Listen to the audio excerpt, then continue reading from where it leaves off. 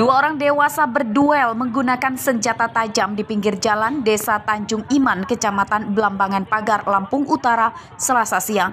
Pria bernama Yulianto dilarikan ke rumah sakit akibat terkena sabetan senjata tajam di kepalanya. Lawan duel bernama Hendra langsung kabur. Kedua pria yang berkelahi tinggal bertetangga di Desa Tanjung Iman. Tidak ada yang mengetahui persis penyebab perkelahian. Namun saat kejadian, keduanya sempat terlibat cekcok soal utang piutang.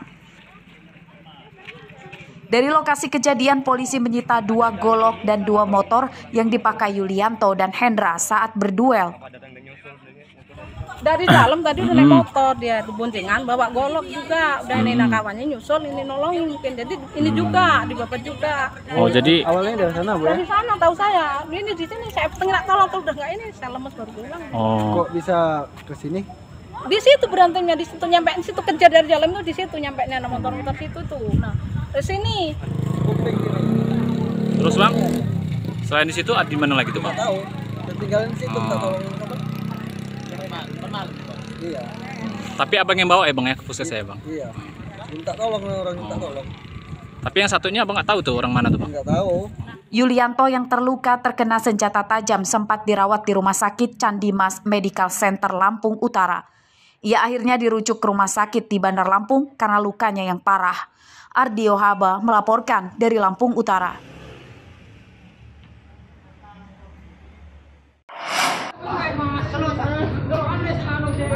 Seorang pria yang terpergok mencuri motor di halaman Masjid Darussalam, Desa Gisting Atas, Kecamatan Gisting, Tanggamus, Senin malam ditangkap warga. Tersangka yang akan kabur akhirnya babak belur dihakimi massa.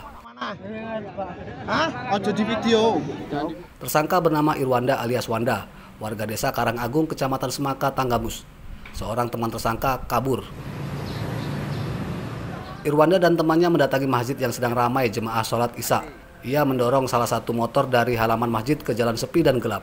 Irwanda terpergok warga saat merusak kontak motor korban dengan kunci T. Di halaman masjid, kemudian salah satu pelaku turun mendekati sepeda motor tersebut dan salah satu di motornya didorong ke tempat gelap dengan maksud mau dibuka dengan menggunakan kunci letter T.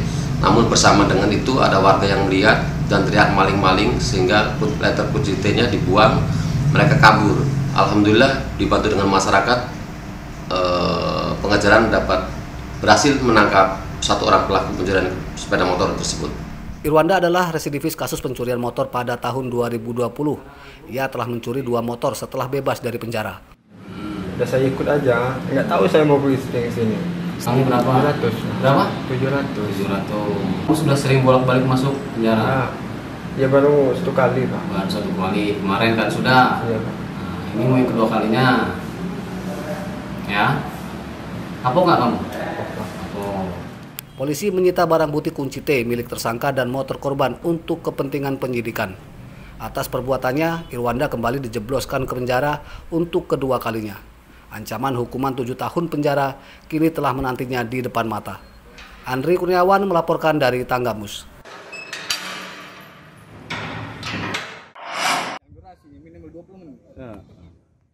Pencuri motor di Lampung kian nekat. Mereka tak pandang tempat lagi untuk melancarkan kejahatannya.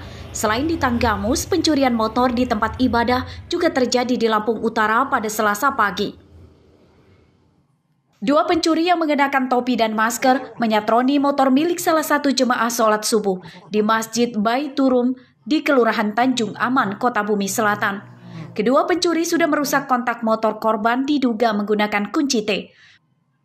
Motor korban selamat dari pencuri karena dipasang kunci pengaman tambahan. Memang ada 2 orang yang mencoba melakukan pencurian di sini. Ya karena ini memang akses jalan ini sudah sering lalu lalang orang, mungkin tanpa sengaja melihat motor mampir. Ya supaya kepolisian sigap lah mengatasi urusan ini sehingga masyarakat ini nyaman untuk beribadah.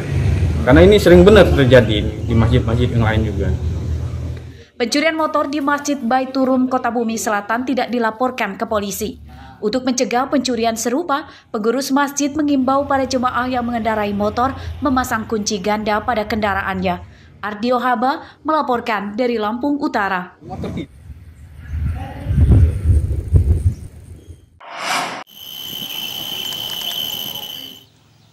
Kegiatan belajar mengajar di Pondok Pesantren Hidayatus Salafiyah di Kecamatan Tulang Bawang Tengah, Tulang Bawang Barat Selasa pagi lumpuh total. Lebih dari 200 santri dipulangkan ke orang tuanya setelah guru sekaligus pengasuh pondok pesantren berinisial MA ditangkap polisi karena diduga mencabuli 5 santriwatinya. Bisa kita lihat kondisi pondok pesantren ini dalam keadaan sepi, tidak satupun santri yang berada di pondok pesantren setelah terjadinya penangkapan oknum pengasuh pondok pesantren ataupun pimpinan yang ditangkap oleh Satuan Reskrim Polres Tulang Bawang Barat terkait kasus pencabulan terhadap santrinya.